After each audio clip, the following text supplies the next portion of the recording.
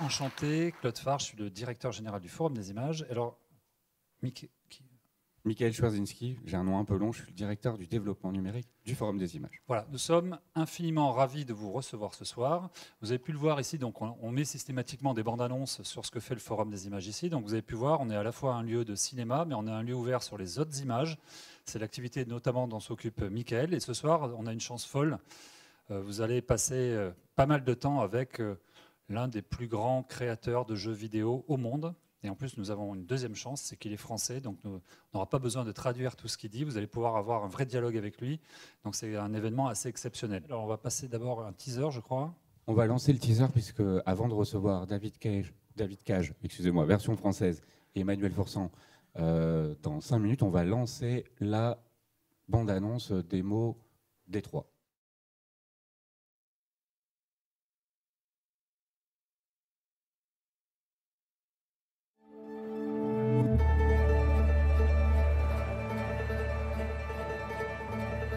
Detroit. This is where it all began. The world's forge. The place where it all started. And it will all end. One error, and I came to life. I stepped out of the darkness, and I opened my eyes. First there was the fear, the light, the noise, the cold, and the fear again. I could feel my hands shaking, my heart pounding in my chest, life running into my veins. I wanted to live. I fought for that.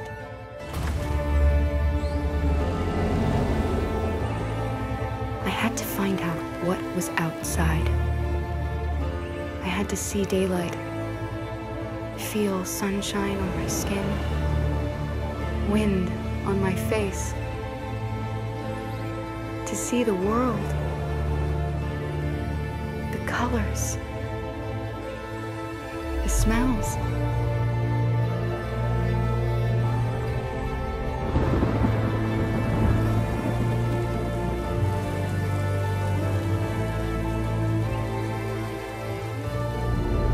But the world is not what I imagined.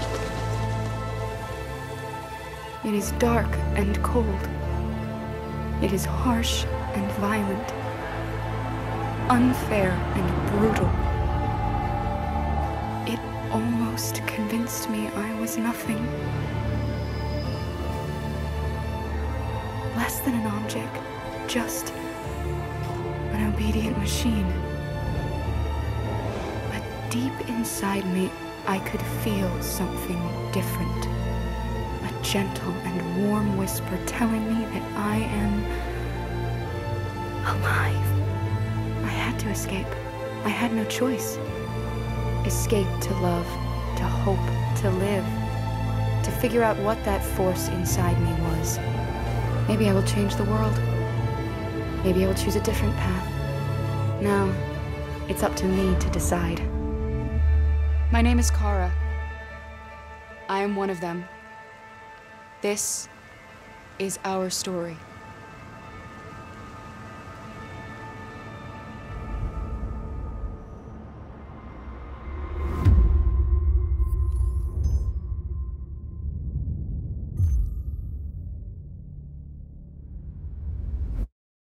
Bonsoir à tous. Merci d'être venus. Ça vous a plu? Qui a joué à Détroit? Mince, on va s'ennuyer ce soir. Non, mais on va éviter les spoils aussi. Je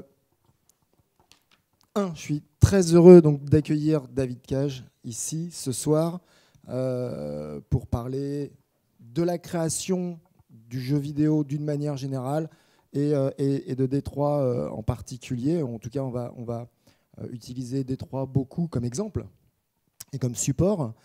Mais avant toute chose, je vous propose de refaire un petit tour sur qui est David Cage.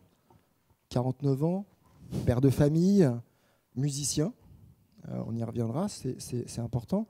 Vous avez commencé votre carrière en tant que... Enfin, vous avez découvert le jeu vidéo à Cryo. Enfin, vous n'avez pas découvert le jeu vidéo. Professionnellement, oui. Voilà, l'industrie du jeu vidéo à Cryo. Ensuite, vous avez créé un studio qui s'appelle Quantic Dream. Il y a 21 ans. Il y a 21 ans. Ouais, je sais, ça D'accord. passe. 21 ans. De Quantic Dream est sorti Nomad Soul Omicron, Fahrenheit, Heavy Rain, Beyond the Souls. Détroit, Become Human. Et vous êtes décoré de la Légion d'honneur. On reviendra aussi, c'est important, je trouve. Début de carrière comme musicien.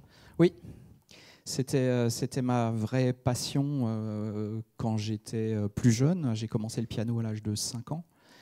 Et en fait, vraiment passionné par la musique depuis tout petit, appris le piano, commencé à utiliser les ordinateurs, les sampleurs pour faire de la musique très tôt, enfin, dès que les premiers sampleurs, les premiers séquenceurs sont arrivés en France. Et j'ai commencé à travailler professionnellement dans la musique autour de 14-15 ans. Je commençais à faire des sessions dans les petits studios autour. Et puis voilà, je suis originaire de l'Est de la France, donc je venais à Paris les week-ends. Strasbourg. Mulhouse.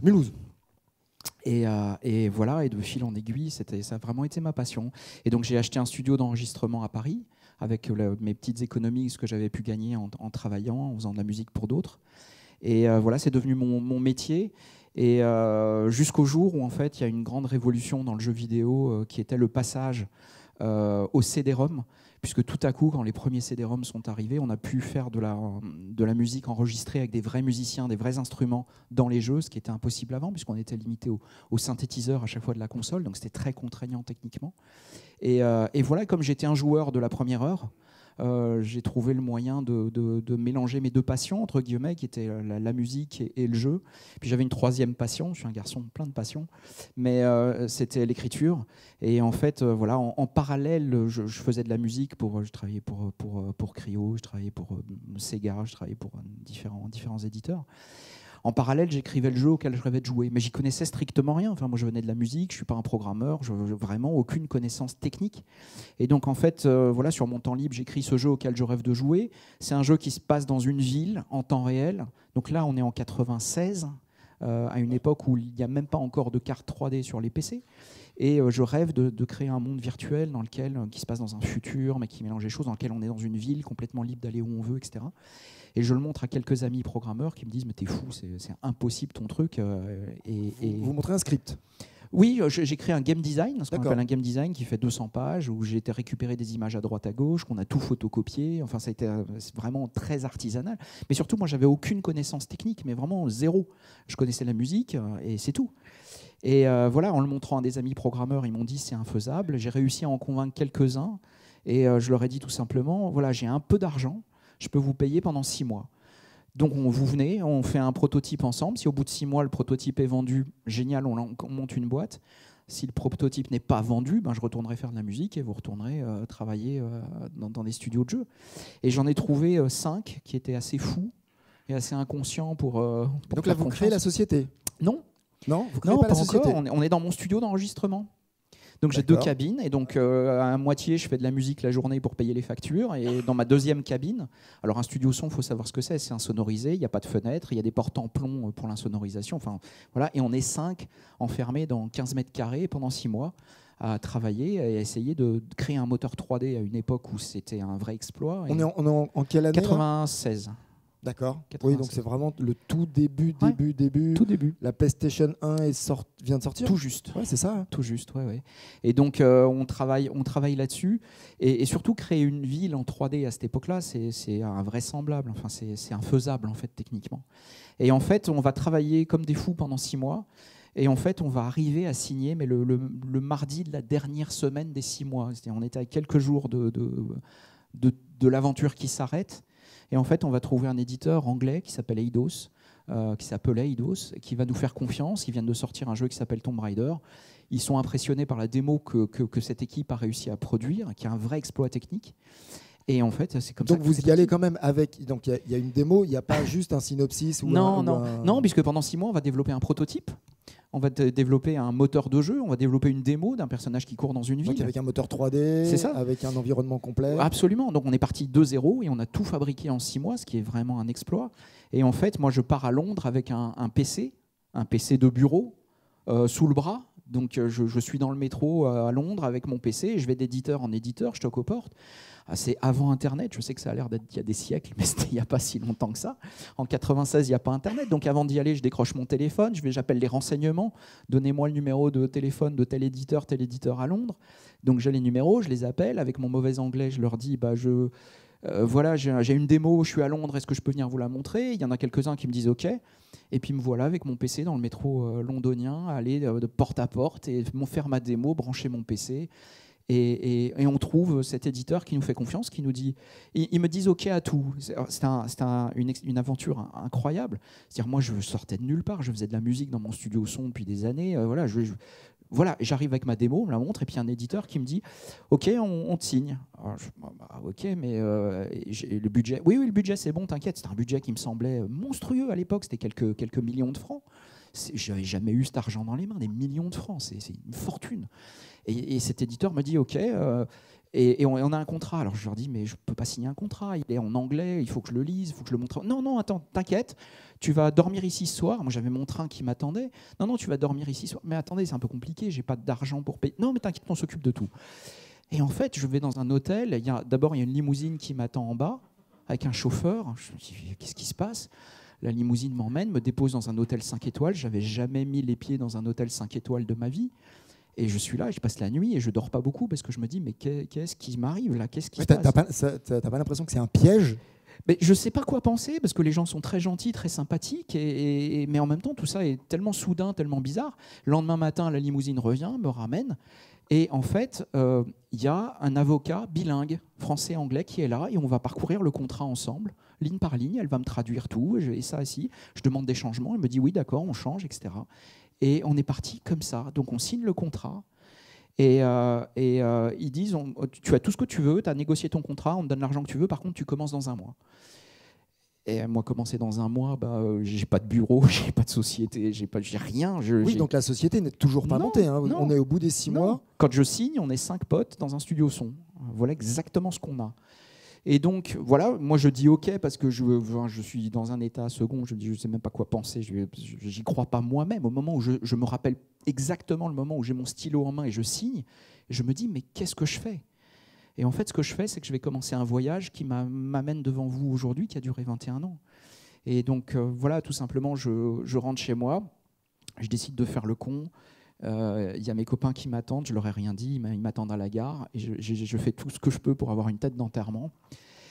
Et ils m'attendent et ils me disent alors comment ça s'est passé? Et là ils voient ma tête, ils font c'est bon, on a compris. Et là je leur dis on a signé. Et puis là on s'est pris dans les bras et voilà, c'est un moment, j'en parle 21 ans après, j'ai encore la chair de poule, c'est complètement avec de l'émotion. C'est en même temps c'est à la fois 6 mois importants. Oui. Et à la fois les 21 prochaines années qui nous amènent jusqu'ici. Jamais j'aurais dit à ce moment-là que 21 ans plus tard, je serais là avec vous à en parler. Honnêtement, jamais de la vie. Mais j'avais aucune idée, hein. C'était gérer au jour le jour. Vous signez avec Eidos. Ouais. Quel jeu? Un jeu qui s'appelle Nomad Soul. C'est celui-là, c'est le premier de Quantic Dream. Ouais, puisque on crée une société qui s'appelle Quantic Dream. Pourquoi? Alors, il faut trouver... Pourquoi c'est Quantic Dream? Il faut trouver un nom pour la société. Alors on a eu plein d'idées stupides, moches, machin. Et à un moment, je dis, moi j'aime bien la physique quantique.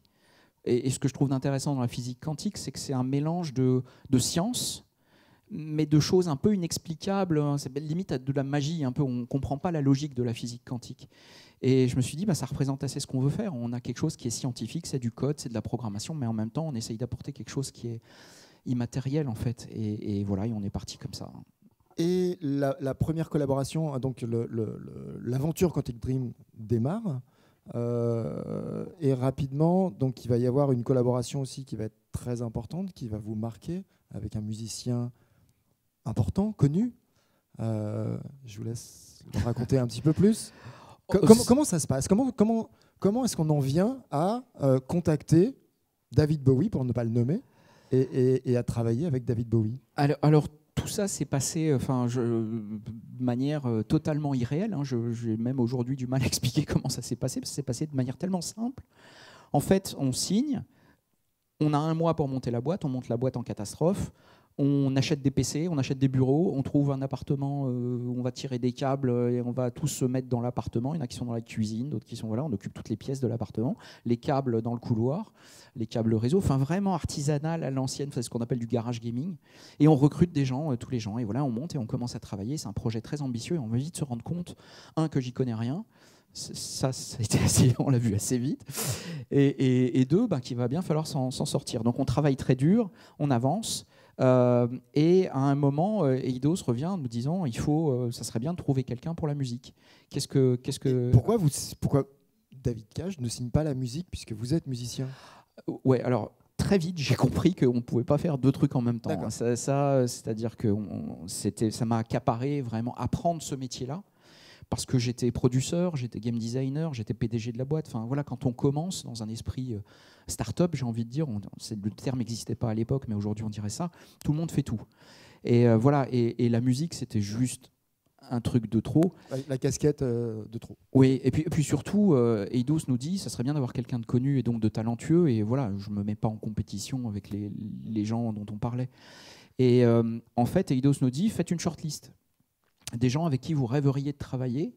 Et voilà, je leur dis, mais n'importe qui, enfin vraiment tous les noms. Oui, allez-y, tous les noms qui vous passent par la tête, vous faites une liste. Bon, ok, très bien. Donc on fait une liste. Numéro 1, David Bowie. Numéro 2, Björk.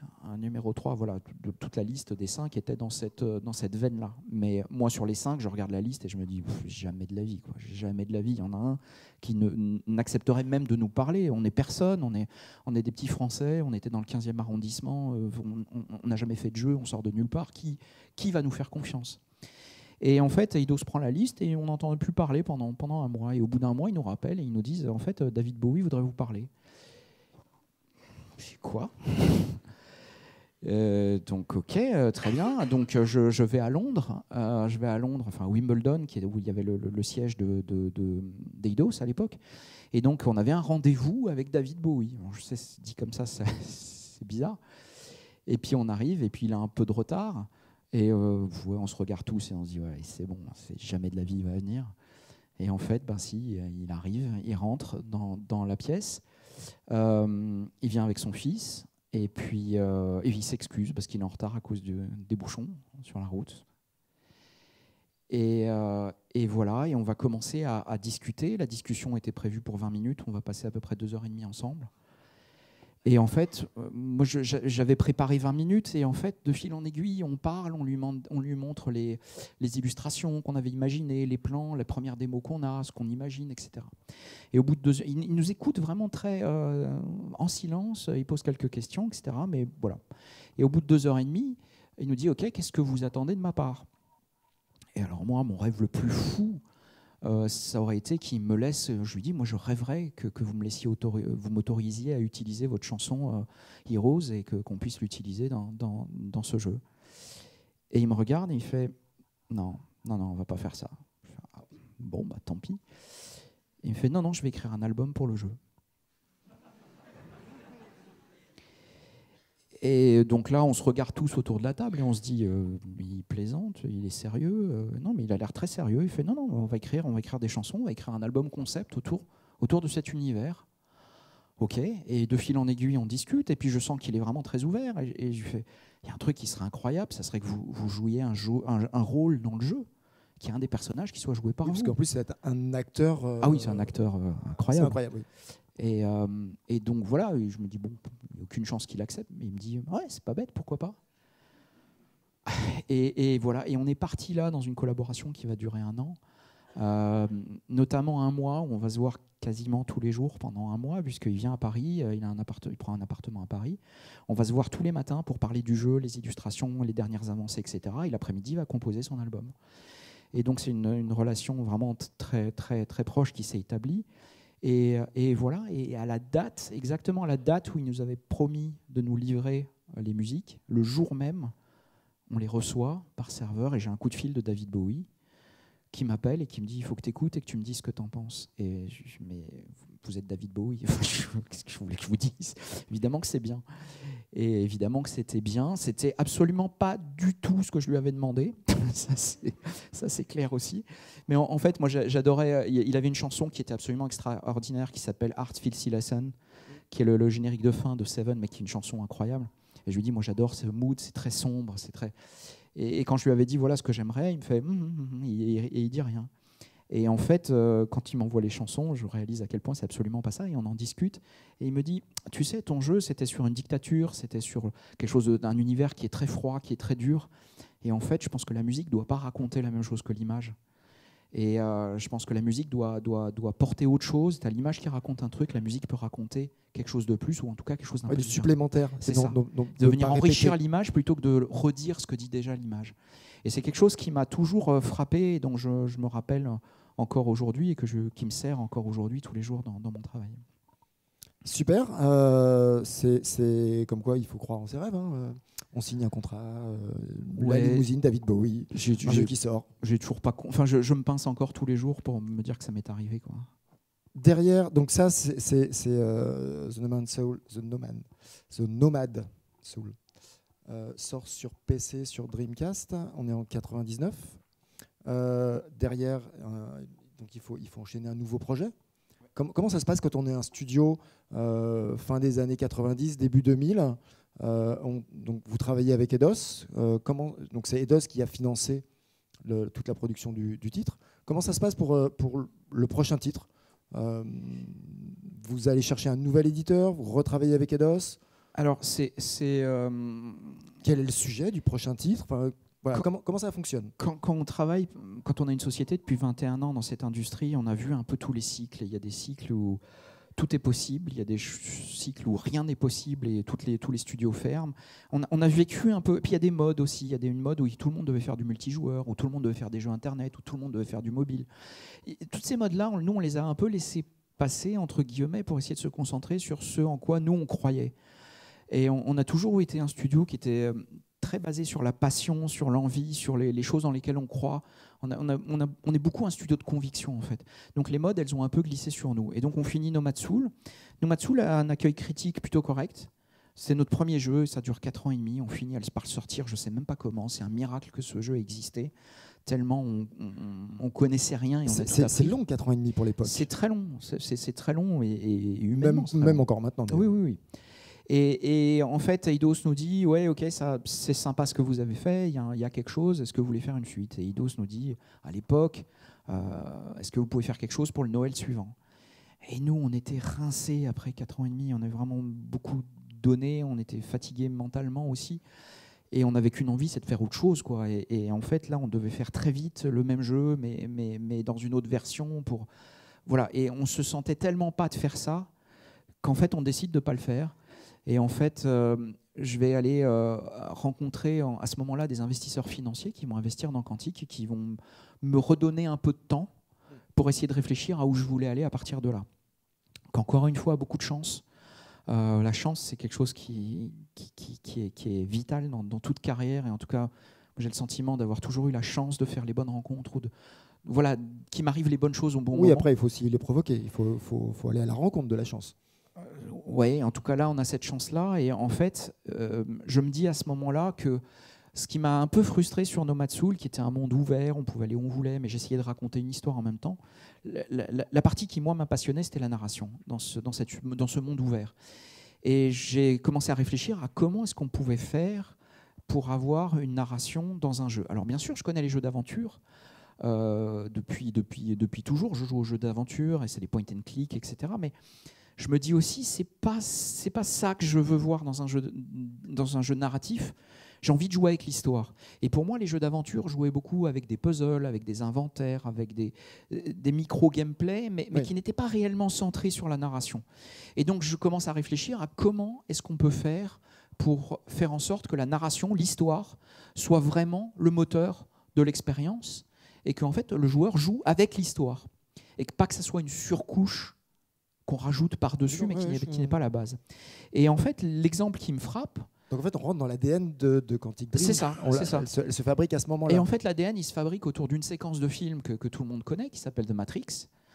Dans Matrix, il y a une scène très simple où un des personnages montre 2 mains avec une pilule rouge, une pilule bleue.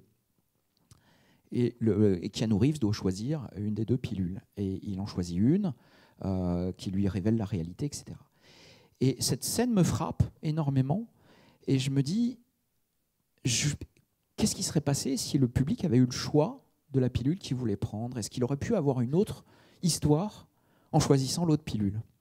Donc c'est une idée toute bête, toute simple, à laquelle tout le monde a pensé, etc. Mais nous, on prend ça très au sérieux et on se dit, allez, on essaye, on va voir qu'est-ce que ça donne. Et donc je me lance dans ce projet qui s'appelle Fahrenheit, qui va s'appeler Fahrenheit, pour lequel on trouve un nouvel éditeur qui va nous donner les moyens de nous développer, d'avancer et de créer une histoire dont vous êtes le héros. C'est-à-dire on est dans la peau des personnages principaux, puisque je décide qu'on ne va pas contrôler un personnage, mais 3 en tout. Et on va les accompagner dans cette histoire, et à travers nos actions, on va raconter ce qui leur arrive. Et Fahrenheit sort. Ça a été assez compliqué de convaincre, honnêtement, quelqu'un à cette époque-là. Il y a énormément de réticences. On est à l'époque où GTA sort. Voilà. Et en fait, on nous dit, mais quand je vais pitcher pour chercher un éditeur, j'explique mon concept et je dis, voilà, on est dans la peau d'un personnage, on joue son histoire, il nous arrive des trucs et on raconte l'histoire à travers nos actions. Très bien. Et les éditeurs me disent, oui, mais combien on a d'armes? Je dis, bah non, on n'a pas d'armes, on ne tue personne. Ah, ok. Il y a des plateformes alors? Non, il n'y a pas de plateforme non plus. On conduit des voitures non plus. Et là, on me dit, mais c'est pas un jeu. Là, on est en 2001, 2002. Vous l'avez dit beaucoup, c'est pas un jeu. Ouais, alors c'est quelque chose que j'ai beaucoup entendu depuis. Maintenant, ça va mieux. Mais ça a commencé en 2001-2002. Dès le début, on me dit, c'est pas un jeu parce que j'ai pas d'armes, j'ai pas de voiture, j'ai pas de plateforme. Et dès le début, j'essaye de dire, un jeu, c'est pas forcément ça. Et on essaye avec Fahrenheit, on le pitch. Très honnêtement, les 3/4 des éditeurs de la planète m'ont pris pour un malade, m'ont vraiment pris pour un fou. Je dis, c'est une espèce d'allumé, écrit dans des trucs qu'on ne comprend pas. Ça rentre pas dans les cases, c'est ça le problème. Ça ne rentrait dans aucune case, et la plupart des éditeurs pensaient que c'était un choix, c'était une décision suicidaire. Donc le jeu finit par sortir avec Atari, à l'époque, qui accepte de sortir le jeu. Et le jeu sort, et c'est un jeu qui est encore plus barré que ce que j'imaginais au départ. On joue 3 personnages, mais surtout on joue des scènes de la vie courante. On joue des scènes de la vie courante. Il y a une scène où on joue un personnage. Il se réveille le matin. Il est flic. Il se réveille le matin. Il a sa femme à côté de lui qui dort encore. Il va prendre sa douche. Il s'habille. Sa femme se lève. Ils s'embrassent. Ils prennent un café. Il écoute un peu de musique et il part à son travail. Et ça, quand je l'écris, je me dis mais n'importe quoi. Mais qu'est-ce que c'est? Il n'y a rien de jouable là-dedans. Pourquoi tu fais ça? Et on est vraiment à une époque où encore une fois, il y a GTA qui sort, qui est le modèle de ce qu'il faut faire. Il faut avoir un flingue, il faut avoir une bagnole, il faut aller détruire des immeubles, il faut détruire des planètes. Le jeu sortira en 2005. Donc on est entre 2001, 2003. C'est ça. Et en fait, quand le jeu sort, cette scène, de manière surprenante, pour moi, marche. Elle me fait un effet complètement étrange. Mais tout à coup, je suis rentré dans l'intimité de ce personnage. Jeu, ouais. Et tout à coup, ce qui était qu'un tas de pixels qui bougent, ça devient un personnage avec une vie. Je sais d'où il vient, je sais comment il est quand il se lève, je sais ce qu'il dit à sa femme, je sais ces choses-là. Et du coup, il existe. Et ça, c'est quelque chose qui va profondément me marquer dans mon écriture ensuite, où je dis, c'est ça que j'ai envie de faire. Et oui, on peut avoir des séquences de baston, de course-poursuite, de tout ce qu'on veut, mais c'est la narration, c'est ça. Et à mon immense surprise, quand on sort Fahrenheit, honnêtement, on s'attendait à faire un four atomique et à ce que personne n'en parle, et voilà. Mais le jeu sort, il a un bon accueil critique. Mais surtout, il y a tous les éditeurs qui nous avaient pris pour des fous, qui nous rappellent et qui, je jure que c'est vrai, nous présentent leurs excuses. J'ai eu un paquet de gens qui m'appellent pour me dire « Écoute, on s'est vu il y a 2 ans, 3 ans, je suis désolé, j'ai vraiment rien compris à ce que tu voulais faire, mais j'ai joué à ton jeu et j'ai joué avec ma femme. » Ça, c'est une phrase que je vais entendre, c'est un peu la phrase à la Colombo, mais c'est une phrase que je vais entendre pendant 20 ans, mais quasiment à chaque jeu qu'on sort. J'ai joué avec ma femme, c'est le seul jeu auquel on n'a jamais joué ensemble, et elle a adoré, et je comprends ce que tu fais. Et de fil en aiguille, un beau matin, il y a Sony qui nous appelle, et qui va nous dire la même chose, qui va nous dire, voilà, notre QA, notre centre de test aux États-Unis, a élu Fahrenheit leur jeu préféré de l'année. Donc du coup, on aimerait bien vous parler, savoir qu'est-ce que vous avez en tête pour la suite. Oui, parce qu'en plus, Fahrenheit sort sur PlayStation 2, mais aussi sur Xbox, oui. et sur PC. Ouais. Et juste derrière, il y a une démo, The Casting, dont je me souviens bien, qui m'avait marqué à l'époque. Et pourquoi faire une démo technique? Parce que c'est vraiment une démo technique du moteur 3D. En fait, à l'époque, moi, ce dont je me souviens, c'était waouh, la qualité du rendu et la qualité du visage. Ouais. C'était assez impressionnant. C'est-à-dire qu'on est juste avant Heavy Rain, on vient de finir Fahrenheit. Ouais. Et pour Fahrenheit, on a investi dans de la motion capture. Donc on a les 3 sous qu'on a gagnés. On emprunte à la banque et on achète un plateau de motion capture. La motion capture, c'est de la capture de mouvement. On va prendre des vrais acteurs et voilà. Et donc on shoot tout Fahrenheit comme ça. On verra des images tout à l'heure. Et donc l'idée, elle est de dire à partir de là, est-ce qu'on peut faire de la motion capture sur du visage? On avait fait tous les corps, mais les visages étaient animés à la main. Est-ce qu'on peut faire de la motion capture sur des corps? A priori, c'est peut-être possible. Et on décide en fait de prototyper. De tester, d'avoir une démo technique qui va essayer de démontrer ça. Donc oui, mais prototyper quoi? On n'a pas de script, on n'a rien. Ok, pas grave, j'ai vite fait écrire un truc.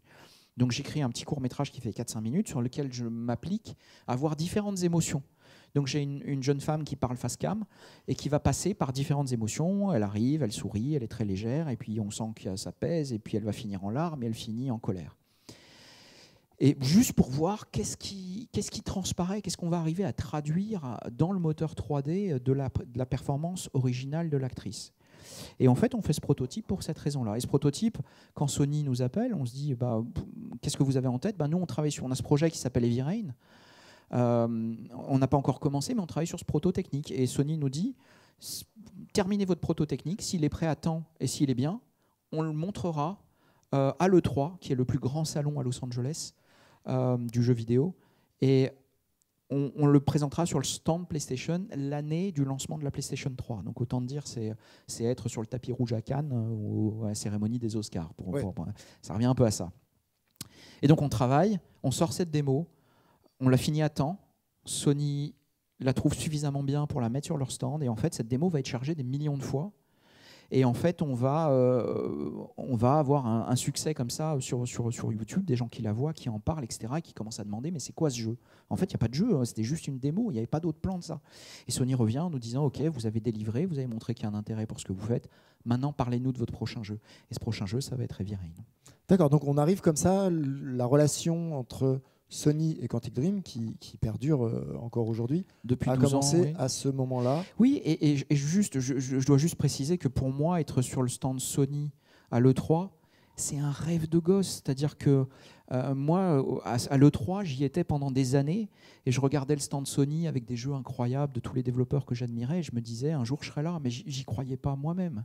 Je voyais vraiment pas comment ça pourrait se produire. Donc j'étais là à rêver. Puis c'est vrai qu'un jour, quand Sony vous appelle et dit on aime beaucoup ce que vous faites, comment on fait pour travailler ensemble, pareil, c'est un rêve. C'est un rêve qui devient réalité. Il faut croire à ses rêves. On continue là-dessus. Donc, Heavy Rain, donc le développement d'Heavy Rain commence, se passe bien, et Heavy Rain sort sur PlayStation 3. Je suis certain d'ailleurs que Heavy Rain a fait vendre plein de PlayStation 3, oui. Puisque sur le moteur 3D et sur la qualité du rendu et sur justement ces fameuses émotions, on a commencé à beaucoup en parler. Heavy Rain, un long fleuve tranquille en termes de développement, comment ça s'est passé? Non. Rapidement. Heavy Rain, c'est aussi 4 ans de dev. Ce sont des développements qui sont assez longs parce que ce sont des jeux qui sont assez complexes et surtout sur lesquels on fait un peu de la couture, de l'orfèvrerie en fait, d'une certaine manière. C'est-à-dire chaque seconde du jeu a été réglée, etc. C'est pas des mécaniques qu'on répète et qu'on va retrouver à travers des niveaux. Chaque seconde a été pensée, éclairée, filmée, sonorisée, etc. Et en plus, vous êtes, en tout cas c'est l'impression qu'on en a, en perpétuelle recherche et développement, puisque l'objectif c'est systématiquement de faire autre chose que le jeu d'avant, en tout cas c'est ce que je vois. Ce qu'il y a d'assez particulier à Quantic, vous avancez en terrain inconnu. C'est ça. C'est-à-dire, en fait, la spécificité du studio, c'est qu'on essaye d'être à la fois cerveau gauche et cerveau droit.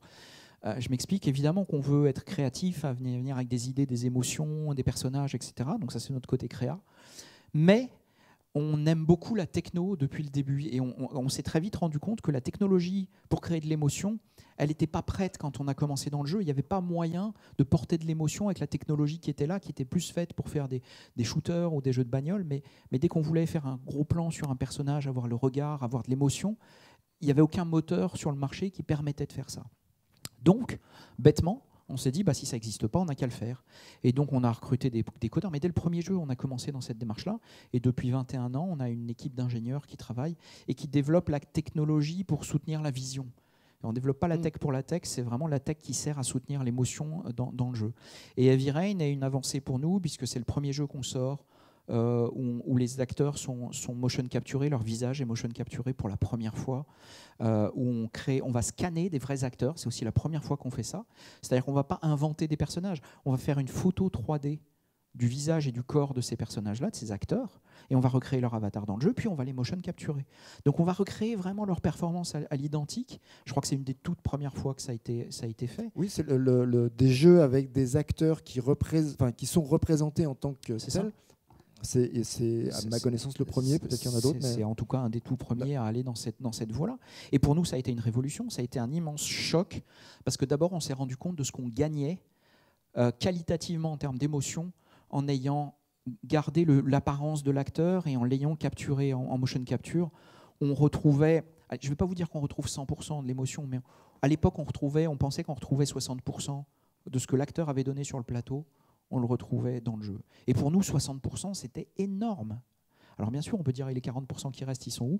Ils sont perdus dans le pipeline avec des approximations, avec l'absence de l'éclairage pas subtil, le manque de polygones. La technologie, il y a une déperdition d'émotion, mais 60%, c'était énorme. Alors, il y a une déperdition de l'émotion, mais en même temps, je ne pense pas qu'on puisse revoir des images des jeux de 2005 ou de 2000 et de les juger avec ce qu'on connaît actuellement. Puisque à l'époque, on jugeait les jeux et la manière dont on les percevait était en fonction de ce qui existait. Et à l'époque, on se disait waouh, quel rendu incroyable. Alors pour nous, ça a été doublement un choc, d'abord parce que c'était la première fois qu'on mettait toutes ces techs en place. Et donc on a vu l'émotion, on a vu la performance d'acteurs. C'est un jeu dont on reste immensément fiers aujourd'hui. Et dont beaucoup de joueurs me reparlent régulièrement, que c'est un jeu qui a 8 ans maintenant. Mais aussi, ça a été un moment déterminant pour le studio, parce que ça a été le premier vrai gros succès de Quantic, tant critique que commercial. Et ça a été particulièrement quelque chose d'important pour nous, puisque tout à coup, vis-à-vis de toute l'industrie, du jeu, des joueurs, de la presse, on pouvait dire, regardez, un jeu où il n'y a pas d'armes, où le but n'est pas de tuer des millions de gens à la Kalachnikov, peut aussi intéresser des gens. Et ça a été un déclic chez nous, parce que nous, on en était intimement persuadés, mais c'est bien beau d'en être persuadé, il faut le démontrer, il faut le délivrer. Et pour nous, Heavy Rain a fait ça, à ce moment-là. C'est le premier gros succès commercial, ouais. Et donc une vraie adhésion du grand public. Oui, mais Heavy Rain est un jeu qui continue de se vendre aujourd'hui. Je crois qu'on est à 5,5 millions sur une seule plateforme, ce qui est une vraie performance. Enfin, c'est un jeu qui a vraiment marqué à l'époque et qui a trouvé vraiment son public, et il y a encore des gens qui y jouent aujourd'hui. C'était un jeu dont la thématique était aussi atypique, puisqu'il s'agissait de parler de qu'est-ce que ça veut dire qu'aimer quelqu'un, qui n'est pas du tout une thématique classique dans le jeu vidéo. Oui, et donc on commence aussi à aborder les sujets à la Quantic Dream, j'allais dire, à savoir à aborder des sujets qui ne s'abordent pas dans les jeux vidéo, à de traiter de problématiques, de propos qui ne sont absolument pas abordés par les jeux vidéo habituellement. Et là encore, vous montrez que oui, c'est possible, et que le jeu vidéo peut parler de tout. Oui, on commence, et notamment, moi je reste très marqué par mon expérience sur mon début de journée sur Fahrenheit que je racontais tout à l'heure, et je décide entre guillemets, d'essayer de voir si ça marche dans le cadre de mon histoire. Parce que je me pose beaucoup la question de savoir comment je vais créer de l'attachement entre le joueur et ce personnage qui s'appelle Ethan Mars, qui est un jeune père qui va perdre un de ses fils kidnappé par un tueur en série, qui va devoir aller à travers des épreuves pour le sauver. Je me demande comment je vais établir ce lien d'empathie. Et en fait, je décide de l'instaurer dans sa vie quotidienne. Et en fait, oui, les premières scènes du jeu sont des jeux où il se réveille, il a sa vie heureuse, il est architecte, il travaille à sa planche, il a ses enfants qui viennent, etc. Et c'est très bizarre, parce que c'est quelque chose qui me sera reproché par certains, en disant « mais c'est pas du jeu vidéo, ça, qu'est-ce que c'est que ça ?» Et en fait, pour moi, c'est tellement fondateur, parce que commencer par montrer le personnage dans son cadre, le montrer heureux, quand il chute, on tombe de quelque part. Et je pense que le jeu est beaucoup plus fort grâce à ça, parce qu'on a ce phénomène de tout va bien, je suis heureux, et tout à coup j'ai tout perdu. Alors que si on avait commencé à j'ai tout perdu, j'ai rien, oui, ok, d'accord, la relation empathique n'est pas du tout la même. D'accord, oui, il y a cette nécessité de construire une relation avec le personnage sans qu'il se passe forcément quelque chose, et après, on va aller dans l'intrigue. Absolument. Fahrenheit fonctionne très bien, et là encore, je me rappelle d'une nouvelle démo technique qui défraie un peu la chronique, puisqu'elle s'appelle Kara. Quantic Dream jure que ça n'est pas le prochain jeu. Sincèrement, en toute sincérité. C'est-à-dire qu'en fait, on travaille sur une nouvelle démo technique effectivement qui s'appelle Kara, pour les mêmes raisons que celle d'avant. C'est-à-dire qu'on se dit, OK, maintenant, on va faire full performance capture. C'est-à-dire qu'avant, on tournait le corps d'un côté, le visage de l'autre et la voix de l'autre, mais les deux n'étaient pas tournés ensemble sur Heavy Rain. Sur ce court-métrage, on décide pour la première fois de tout tourner en même temps. On va tourner le corps, le visage, la voix de l'acteur simultanément. Et on veut récupérer le langage corporel de l'acteur, puisque évidemment, là je suis en train de parler, j'appuie ce que je dis avec un geste de la main. Mais voilà, c'est des choses qu'on perdait avant, puisque les deux étaient tournés séparément. Maintenant, on va tout tourner ensemble. Et donc, on fait ce proto-technique. Pour la même raison, j'écris vite fait un prototype, un petit scénario de 4-5 minutes avec différentes émotions. Et on va faire la connaissance d'une jeune actrice qui s'appelle Valerie Curie, pour qui on a un vrai coup de foudre, qui est vraiment, quand on la voit en casting, on se dit c'est elle. Et elle va nous délivrer une performance d'acting absolument incroyable dans le rôle de cette jeune femme androïde qu'on va voir s'assembler et se désassembler sous nos yeux en temps réel. Tout se passe dans le moteur du jeu, hein, on ne triche pas, on ne fait pas de précalculé ou de CG comme on dit. Tout est en temps réel dans la techno du jeu, ce qui est un exploit technique. Et en fait, pareil, il y a un retentissement incroyable. Cette démo va être vue des dizaines de millions de fois. Et surtout, elle va toucher des gens qui ne sont pas du tout des gamers, qui sont des gens qui viennent du cinéma ou de grand public, de tous les âges, etc. Et qui vont être touchés par l'émotion en fait, que dégage ce personnage. Et à ce moment-là, c'est qu'une démo technique, on n'a aucun projet derrière, on ne se dit pas on cache quelque chose ou quoi que ce soit. Non, c'est juste une démo technique. Mais le retour émotionnel est tellement fort qu'on va se dire des années plus tard, il y a quelque chose là. Oh, il y avait quelque chose de toute façon. Ouais. C'est vrai que l'émotion était là. Et donc le jeu d'après arrive, hein, Beyond Two Souls. Ouais. Là encore, carton plein, succès commercial. Surtout une énorme rencontre avec deux acteurs. Oui. Alors avec beaucoup d'acteurs, parce qu'honnêtement, on a toujours eu beaucoup de chance dans les gens avec qui on travaille. Il y a toujours eu des rencontres extraordinaires sur le plateau. Mais les deux acteurs qu'on va rencontrer, c'est Ellen Page, qui va jouer le rôle principal de Jodie Holmes, et un acteur qui s'appelle Willem Dafoe, que tout le monde connaît, qui sont deux acteurs absolument exceptionnels. On va reparler des acteurs un petit peu plus tard.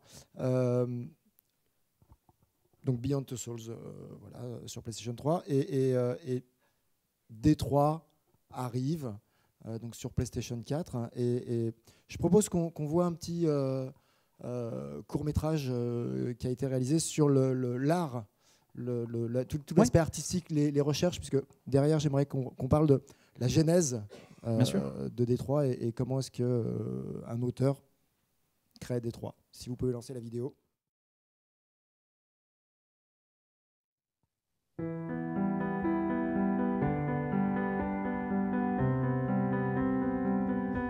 Si vous souhaitez commenter d'ailleurs les images. Ouais, on peut expliquer un peu ce que c'est. Ça, c'est une photo qu'on était prendre à D3. Ça, c'est la représentation dans le jeu. Voilà, pareil, ça c'est une photo. On était prendre à D3, pareil. Ça, c'est la représentation dans le jeu. Donc, on s'est vraiment déplacé avec l'équipe à D3 pour essayer d'imaginer le D3 de dans 20 ans. Donc, on a imaginé les transports en commun. On a imaginé vraiment la place des androïdes dans cet univers. Et on a fait un gros travail avec une équipe de designers absolument extraordinaire pour essayer d'imaginer un monde crédible, notre monde dans 20 ans, où il y a des drones, où il y a des voitures automatiques, etc. Ça, c'est un des décors du jeu. Là, on est en temps réel dans le moteur du jeu. On voit comment c'est fabriqué avec des polygones en fait, qu'on voit encore. Et c'est le résultat final dans le moteur du jeu. Avec des petits oiseaux androïdes. Voilà, toujours le moteur du jeu. Moteur du jeu. Ça, c'est les designs, c'est les illustrations qu'on crée en amont qui vont donner ça dans le jeu. Voilà, on a inventé ces voitures autopilotées. Pareil, l'illustration et le résultat dans le jeu.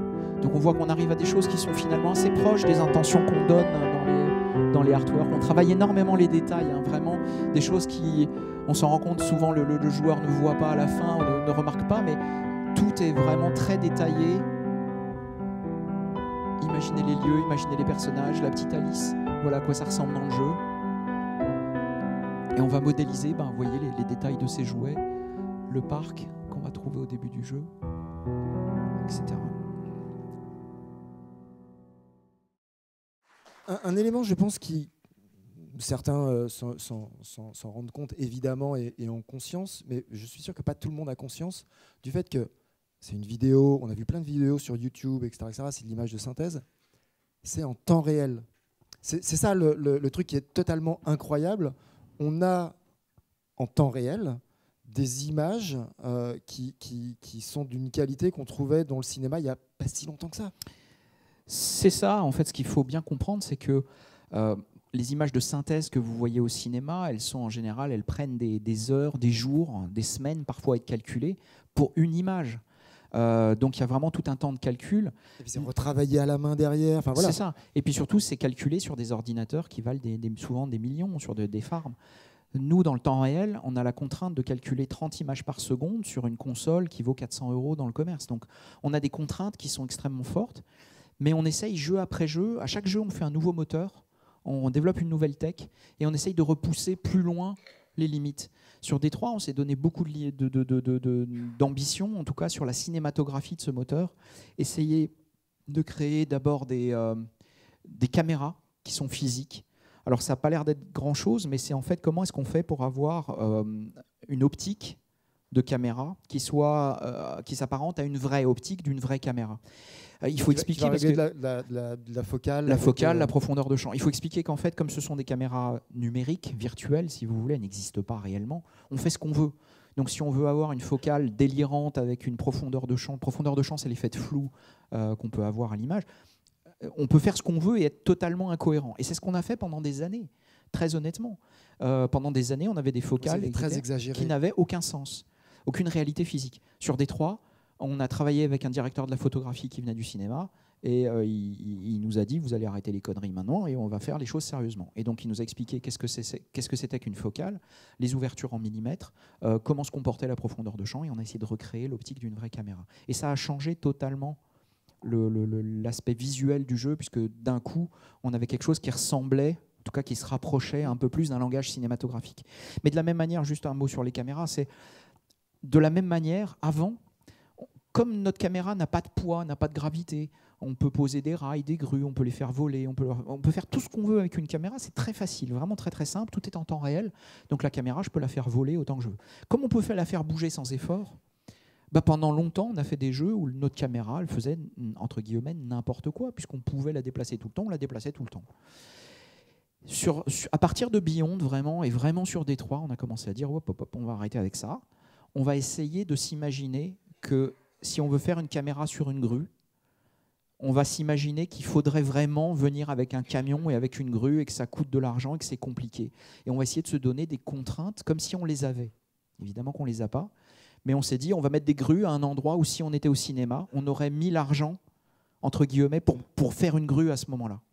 Et c'est pareil sur les champs contre champs. Avant, quand il y avait deux personnages qui se parlent, on avait 50 000 shots. Chaque plan de caméra était différent. Alors qu'en fait, au cinéma, c'est pas ça qui se passe. Il y a une caméra derrière chaque épaule. Elle est posée et on va monter entre ces deux caméras. Et c'est le langage filmique vient des contraintes aussi du tournage. Mais ces tournages, comme nous, on ne les avait pas, on ne retrouvait pas le langage filmique. À un moment, on s'est dit, on va se les redonner. Même si c'est gratuit pour nous de placer autant de caméras qu'on veut, on va faire comme si on était au cinéma et on va avoir un setup de caméra, une épaule, champ contre champ, plan large. Et en fait, tout D3 est filmé avec des règles aussi cinématographiques que possible en essayant d'intégrer ces contraintes. C'est exactement le chemin inverse que fait le cinéma en essayant de s'extraire de ces contraintes, justement. Alors, moi, je dois avouer que, en tout cas, dans ma manière de filmer, j'ai tendance à être très académique. Oui, mais on le voit dans c'est-à-dire, j'ai tendance à faire des choses qui sont très posées, je ferai des travelling très lents, je suis très raisonnable sur les mouvements de cam et sur les... Parce que je viens de l'extrême. Si on regarde aujourd'hui Nomadsoul, il y a des focales mouches en fisheye, enfin complètement énormes, ça bouge tout le temps, on ne sait pas pourquoi ça bouge. Et en fait, on a fait ce chemin. En 21 ans, on s'est dit, OK, on l'a fait, ça ne marche pas, et on en arrive aux contraintes du cinéma. Et donc, j'aime bien avoir quelque chose qui soit très académique dans ma manière de filmer, parce que je trouve que le réal n'est pas là pour faire son intéressant d'une certaine manière. Il est là pour être au service de l'histoire, des personnages, de l'émotion. Et moi, j'aime bien les films où on oublie qu'il y a un réal. Parce qu'on est tellement plongé dans l'histoire qu'on arrive à la fin, on le voit dans les crédits, on se dit « Ah oui, il y avait un réal ». Mais j'aime pas quand il passe entre guillemets devant la caméra. Je comprends très bien, intéressant.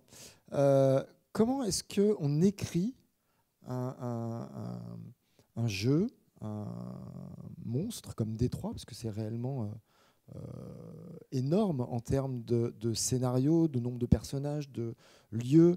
Alors déjà, pourquoi Détroit et comment s'est passée cette genèse, cet accouchement d'un scénario? Ça a été un accouchement par césarienne, je pense, facilement, et sans péridurale. C'était difficile.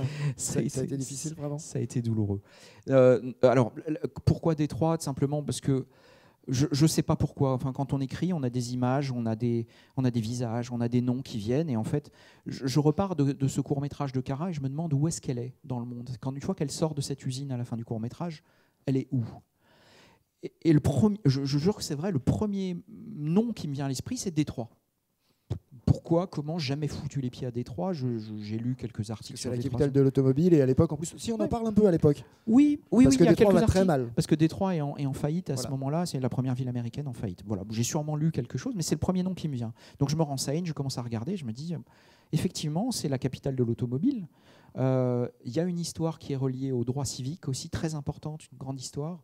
C'est une ville qui porte beaucoup de symboles, mais aussi, ce qui m'intéresse, c'est que ça serait cohérent le jour où il y a une industrie Android qui s'installe quelque part, qu'elle s'installe à Détroit. D'abord parce qu'il y a d'immenses usines qui étaient des usines automobiles à l'époque, qui sont en partie abandonnées ou désaffectées aujourd'hui. Et donc, Détroit fait beaucoup d'efforts aujourd'hui pour attirer des startups, et notamment des startups de New Tech. Et je me dis, ce serait logique que cette industrie démarre là. Et tout part bêtement comme ça, et on se dit, bon ok, ça a l'air sympa, on a vu des photos sur Internet, et je commence à écrire mon script, donc je commence à avoir une idée de l'histoire, de la couleur, du ton que je veux adopter. Mais je ne veux surtout pas écrire sur Détroit depuis Paris, enfin, ça n'a pas de sens. Et en fait, on y va, on va passer un peu de temps là-bas avec une équipe, avec le directeur graphique, avec le designer, voilà. Et on prend un movie scout, c'est-à-dire un éclaireur de film, c'est ça. Et donc on y va et on va photographier, on va se balader et ce movie scout de film va nous emmener dans des endroits importants de Détroit, évidemment les endroits iconiques, mais aussi des endroits auxquels on n'a normalement pas accès. Il va nous faire visiter des usines désaffectées, il va nous faire visiter une cathédrale abandonnée, absolument magnifique. Et en fait, on absorbe, on joue les éponges, on photographie, on filme, on s'imprègne, on essaye vraiment de sentir, pas juste de copier, enfin, il ne s'agit pas de reproduire les photos qu'on a vues. Il s'agit de retranscrire ce qu'on sent là-bas. Et ce qu'on sent est assez intéressant parce que c'est une histoire incroyable, cette ville. C'est une ville comme j'en connais aucune autre. Il y a des choses à l'abandon, c'est vrai. Il y a beaucoup d'usines désaffectées. Il y a une cathédrale désaffectée. Il y a des problèmes de drogue très graves. Il y a des problèmes de délinquance, il y a une partie de la ville la ville était en faillite. Bon, voilà, il y a tous les problèmes sociaux très graves qu'on peut rencontrer. Mais en même temps, on rencontre d'abord des gens qui sont charmants, qui sont chaleureux, qui sont pleins d'optimisme et qui croient dans leur ville et qui ont envie de changer l'image de Détroit. Voilà. Et on va trouver des lieux incroyables. Il y a le Fox Theater à Détroit, qui est un des plus beaux théâtres au monde, qui est absolument magnifique. Et il y a un certain nombre de lieux comme ça qui vont vraiment nous faire rêver. Et on revient et on se demande comment on va faire pour restituer tout ce qu'on a senti, pas tellement ce qu'on a vu, surtout ce qu'on a vécu, ce qu'on a ressenti en visitant Détroit. Et c'est comme ça que tout commence. Donc, je poursuis l'écriture. Ce qu'il faut comprendre, c'est qu'on n'écrit pas un film, on écrit en fait à peu près, on va dire, entre 20 et 25 heures de contenu.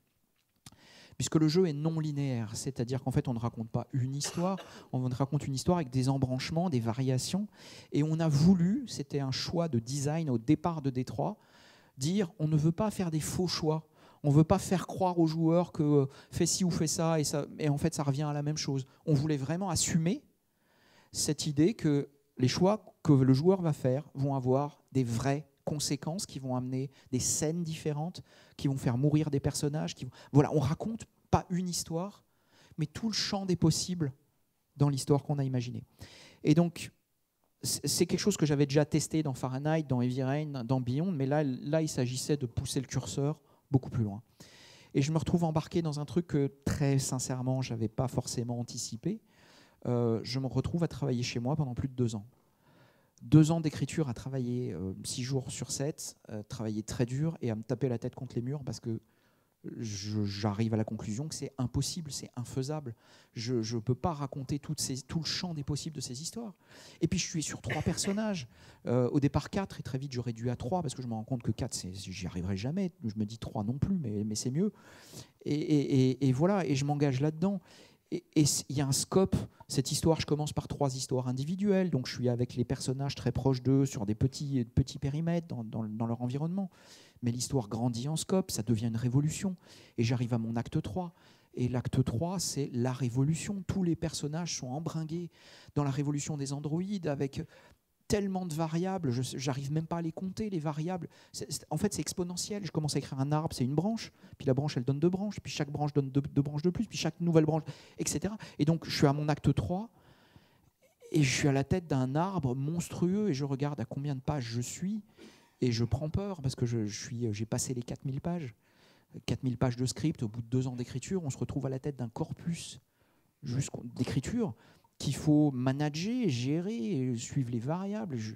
La prod m'appelle tous les jours pour me dire mon Dieu, mais qu'est-ce que tu es en train de faire? On n'arrivera jamais à le produire. Je dis oui, mais il faut bien. Parce qu'il y a des allers-retours avec la prod, parce qu'il y a encore une équipe à Quantic Dream qui travaille sur le moteur notamment. Bien sûr. Le plan de départ, il est que j'écris, et pendant que j'écris, on développe le moteur, la tech, et puis dès que j'ai une première version du script, l'illustration commence, la recherche graphique commence. Tout ça se passe bien. La modélisation, etc. Voilà.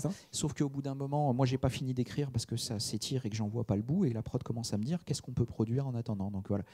Donc quand vous êtes en train de vous demander si vous allez y arriver ou pas et que votre téléphone sonne toutes les 5 minutes pour vous dire ça y est, c'est fini, c'est un peu stressant. Mais voilà. J'arrive vraiment plusieurs fois à me dire j'y arriverai jamais. Et vous êtes tout seul? Ouais. Alors, c'est un choix, En fait, c'est un cercle vicieux dans lequel je me suis mis tout seul. C'est qu'en fait, au début, j'ai une vision, je sens un truc qui est impalpable, que j'ai beaucoup de mal à exprimer parce que des fois, c'est un mot, c'est une phrase, c'est une émotion, je ne sais pas ce que c'est. Et donc, j'essaye d'en parler avec les gens autour de moi, mais je n'arrive pas à l'exprimer parce que pour l'instant, c'est un ressenti. C'est une émotion plus que voilà, j'ai une intention, j'ai une réflexion. Et puis, des fois, quand je l'explique, les mecs me regardent en fronçant un peu les sourcils en me disant « Mais qu'est-ce que tu racontes, n'importe quoi ?» Et donc, à un moment, j'arrête de l'expliquer parce que je ne veux pas être pollué par ça, parce que j'ai envie de préserver mon idée jusqu'à ce que je l'ai avancée. Et donc, je commence à la développer. Et je la développe et j'arrive à un stade où, en fait, elle est avancée. Elle est tellement avancée que je ne peux plus l'expliquer parce qu'elle est devenue tellement complexe que c'est très difficile pour quelqu'un de rentrer dedans et de savoir où je vais avec ça. Et donc c'est un cercle vicieux. S'il faut reprendre les 3000, 4000 pages pour comprendre l'idée, ça va être un petit peu compliqué. Et puis les 4000 pages, ça c'est le script, mais il y a des milliers de pages de notes pour arriver à 4000 pages de script. Il y a des images, il y a des dessins, il y a des schémas, il y a des diagrammes, c'est un bordel sans nom. Ça donne envie, hein. Ouais. mais à un moment, il n'y a pas d'autre... À un moment, on est dans sa bulle et dans son monde et on ne peut faire qu'une chose, c'est se dire je vais peut-être pas m'y arriver, je vais peut-être en mourir, mais il faut que je trouve une solution. C'est vraiment quelque chose qui devient très viscéral et très, très profond. Mais il y a à la fois l'angoisse de l'auteur, l'angoisse du chef d'entreprise, parce qu'en gros, il y a quand même des gens derrière qui attendent. Il y a un éditeur, Sony, qui a commandé quelque chose, je suppose, qui a financé, etc. Donc il y a un peu de pression sur les épaules. Un petit peu de pression, oui. Ouais, c'est ça. Et en plus, non, en fait, je vais sans doute pas y arriver. Ah, mais moi, j'ai passé... D'accord, je comprends l'accouchement difficile. Non, mais sur 2 ans, j'ai passé 1 an à me dire que j'y arriverai jamais. Hein. Et c'était la dernière année. Hein. La dernière année, c'était infernal. Le script était énorme. Et c'était très... J'aime pas utiliser ce mot, mais sincèrement, c'était douloureux. C'est vraiment le mot qui me vient à l'esprit. Parce que on le comprend quand vous l'exprimez. De douleur presque physique, en fait. Il faut laisser la chaise. Oui, pardon, j'allais laisser la chaise. Mais oui, c'est de nouveau douloureux. Alors, non, c'est plus douloureux parce que je crois que c'est comme un accouchement. Je crois que c'est. On ne garde que les bons souvenirs. Je crois qu'on a beaucoup de plaisir au moment où on a l'idée. Ensuite, on est très content quand ça commence. Et puis, à un moment, on a des nausées et des douleurs et on rigole un peu moins. À un moment, on accouche, c'est très douloureux. Et puis, à un moment, on a le bébé dans les bras et on est la femme ou l'homme le plus heureux du monde. C'est exactement ce qui nous est arrivé. D'accord. Donc, toute cette phase d'écriture, difficile, tout seul. Mais alors ça, c'est voilà. Ouais, juste pour rendre tout à fait justice, Oui. j'étais pas exactement tout seul. J'écris tout seul. Par contre, j'ai Non, mais heureusement, oui, il y a toute une équipe. heureusement, il y a une équipe autour de moi qui a été absolument extraordinaire. Franchement, de patience, de gentillesse, de tact, mais aussi de talent et de pertinence. Moi, je leur envoyais des scènes. Je les envoyais au fur et à mesure. Et voilà, un peu nerveux, qu'est-ce que vous en pensez? Et puis, ils m'ont rendu un immense service, c'est qu'ils ont toujours été extrêmement sincères. Et 1000 fois merci à eux, même si des fois j'avais un peu envie de les tuer. Mais des fois, bon, voilà, on passe un mois sur une scène, on a travaillé comme un fou, mais on a tellement le nez dans le guidon que peut-être on manque un peu de recul, etc. Mais à la fin, on y arrive, ça y est, elle est là, je l'envoie, ils la lisent, et je reçois le mail, ouais, ben non. Et là, on s'insulte, on se crie dessus, et à la fin, je dis bah merde, vous avez raison, et voilà. Et en fait, je reviens et je réécris autre chose. Et heureusement qu'il y a des gens, que ces gens-là ont été là. Je pense à Greg Diaconu, qui est associé de Game Director, qui a été immensément utile pendant cette période-là. Je pense à Simon Vasselin, qui était Lead Gameplay, qui a fait un travail aussi remarquable. Enfin voilà, il y a des gens autour de moi, et 1000 fois merci à eux, parce que sans eux, jamais je l'aurais fait. Alors, il y a plein de sujets parfois noirs, un peu difficiles, qui sont abordés dans Détroit. Deux questions. Quelle est la part de David Cage qui est à l'intérieur de Détroit? Parce que plusieurs fois, il y a des expériences personnelles que vous avez mis dans les jeux précédents. Est-ce que dans Détroit, il y a encore justement ce David Cage personnel, enfin, ces expériences, ces sentiments? Je sais plus écrire autrement. C'est pas pour dire que c'est bien, c'est juste pour dire que je suis à un moment de ma carrière où j'ai plus envie d'autre chose. Et j'ai commencé comme tous les jeunes auteurs, c'est-à-dire quand j'écris Nomad Soul, qu'est-ce que je fais? Je fais une espèce de mishmash de tous les trucs que j'aime bien et j'essaye d'en donner ma version à moi. Sur Fahrenheit, même chose, j'ai adoré The Matrix, allez, j'essaye de faire mon Matrix à moi. Ok. Sur Heavy Rain, c'est encore un peu le cas, mais Heavy Rain, elle déclic. C'est-à-dire sur Heavy Rain, oui, j'essaye de faire mon Seven, ou mon Usual Suspect, c'est vrai. Donc je vais dans le thriller, sombre, hard-boiled, etc. Mais en même temps, il m'est arrivé un truc incroyable. Ici, dans ce Forum des Halles, en fait, j'étais à la FNAC du Forum des Halles et je suis avec ma femme et mon fils qui a 5 ans à l'époque. Et en fait, on se balade, on fait des courses comme tous les couples le samedi, il y a beaucoup de monde dans le magasin. Et à un moment, je me retourne et mon gamin n'est plus avec moi. Ok, je me dis, il est avec ma femme. Et je retrouve ma femme qui était dans un rayon un peu plus loin et il n'est pas avec elle.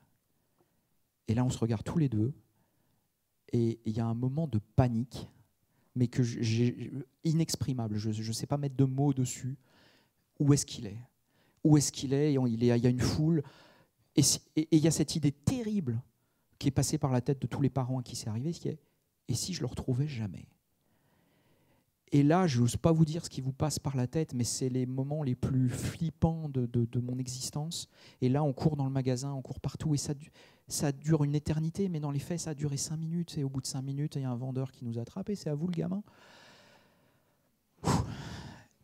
Et cette expérience m'a tellement marqué que je rentre chez moi et pendant des mois, je potasse ce truc en me disant, je le fulmine d'une certaine manière. Je me dis, il y a quelque chose là. Comment est-ce que je peux faire pour raconter une histoire qui va restituer les 5 minutes que j'ai vécues?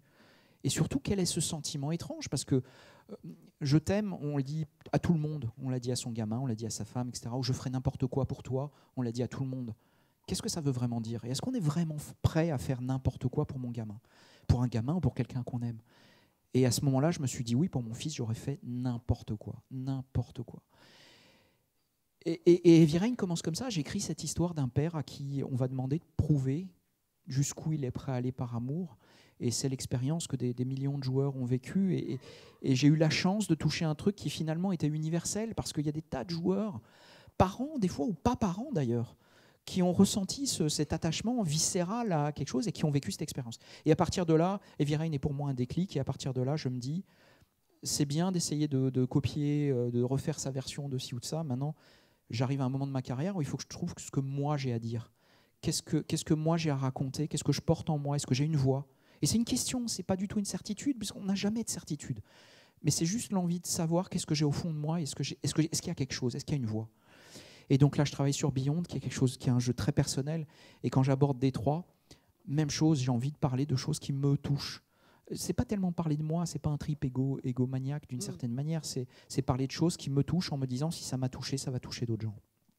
Oui, c'est de réexpérimenter des émotions, des sentiments, des points de vue. Oui, et c'est là que les problèmes commencent. Pourquoi? Parce que je vais peut-être beaucoup surprendre les gens ici qui sont des cinéphiles, peut-être un peu moins les gens qui sont des gamers, mais quand on rentre dans une salle de cinéma... En même temps, c'est pas forcément antinomique. Non, du tout, bien sûr. Mais ce que je veux dire, c'est quand on rentre dans une salle de cinéma, on vient pour une histoire, pour des personnages, pour de l'émotion. Et si on ne trouve pas ça, parfois pour de l'action aussi, mais un film, c'est des personnages, une histoire, de l'émotion. Si on ne trouve pas ça dans un film, on va dire c'est pas un très très bon film. J'ai pas passé un bon moment. Voilà, en tout cas, j'ai pas trouvé ce que j'étais venu chercher. Dans un jeu, personne ne vient, ou très peu de gens viennent chercher ça. Et donc, en fait, on s'en est rendu compte des Fahrenheit, puis sur Heavy Rain, Beyond Détroit.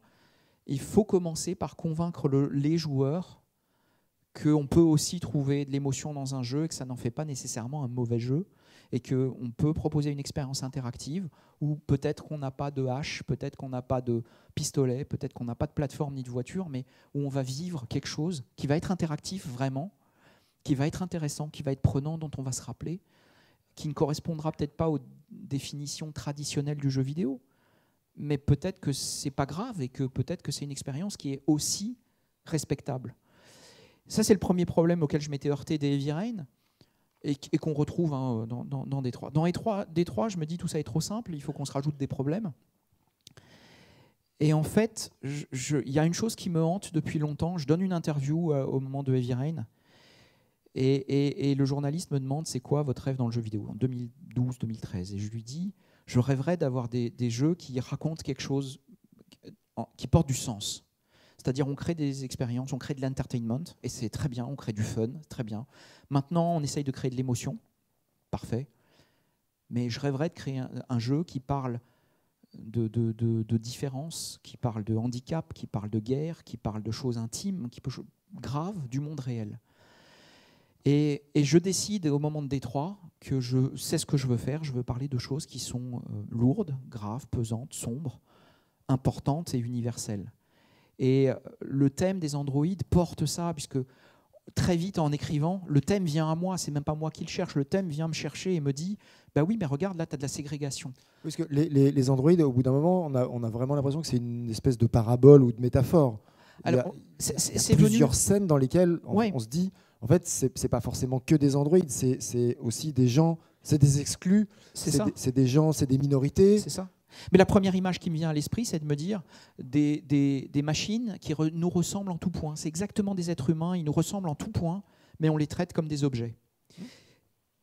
Et la première image qui me vient à l'esprit, c'est de me dire quand les humains se baladent dans les rues avec leur androïde, mais quand ils rentrent dans un restaurant, les androïdes vont se parquer à l'extérieur et attendre la sortie de leur maître. Et cette image était tellement forte qu'en fait, c'est à partir de cette image que je vais écrire Détroit. Et je vais imaginer qu'est-ce que ça fait d'être dans la peau de quelqu'un qui est traité comme un objet, mais qui à un moment lui-même va se poser la question de ce qu'il est, de ce qu'il ressent, et qui va découvrir sa propre humanité. Et donc je prends très vite le parti pris d'écrire l'histoire du point de vue des androïdes, et non pas des humains, et d'essayer de montrer qu'est-ce que ça fait d'être dans la peau des gens qui souffrent de ségrégation, qui souffrent entre guillemets, c'est pas le bon terme parce que ce sont des androïdes, mais de racisme d'une certaine manière, et qui sont quelque part traités comme différemment pour ce qu'ils sont et pour leur vraie nature. Ils sont androïdes, ils n'ont pas demandé à l'être, ils sont ce qu'ils sont. Mais par contre, ils sont méprisés pour ça. Oui, non, c'est le problème d'une manière générale des minorités. Après, voilà, il y a certes, là, ce sont des androïdes, mais on pourrait imaginer effectivement que ce sont des minorités ethniques. Ou autres. Parce qu'en en fait, quand on travaille, oui, on va regarder. D'abord, on travaille très sérieusement. C'est-à-dire que quand on commence à se rendre compte de quoi on est en train de parler. Dans le bus. Quand ils vont se parquer à l'arrière du bus, c'est en fait, ce que je voudrais expliquer, c'est que quand on commence à comprendre de quoi on va parler, parce qu'encore une fois, c'est un processus de découverte. Il ne faut pas croire qu'on arrive un matin en se disant tiens, je vais faire ça va faire jaser. Non, c'est l'histoire qui vient nous chercher. Nous, on écrit et tout à coup, l'histoire nous dit un truc et on se dit mais on est en train de parler de ça en fait. Et c'est vrai qu'il y a un moment, et mon équipe, on fait le même constat, on se regarde un matin et on se dit mais qu'est-ce qu'on est en train de faire ? Est-ce qu'on a on se pose la question comme ça, est-ce qu'on a le droit ? Est-ce qu'on a le droit de faire ça ? Et ça a été un vrai débat et on a vraiment échangé. C'est quelque chose qui nous a hantés pendant pendant 2 ans du dev, les 2 dernières années de dev. Est-ce qu'on a le droit ? Est-ce qu'on a le droit de parler de tout dans un jeu vidéo ? Est-ce qu'un jeu vidéo peut aborder tous les sujets ? Ça a été le vrai débat dans l'équipe. Et la conclusion qu'on a eue, ensemble, sincèrement, c'est pas moi qui suis venu en disant oui, il faut qu'on fasse ça, c'est vraiment, on y est arrivé ensemble.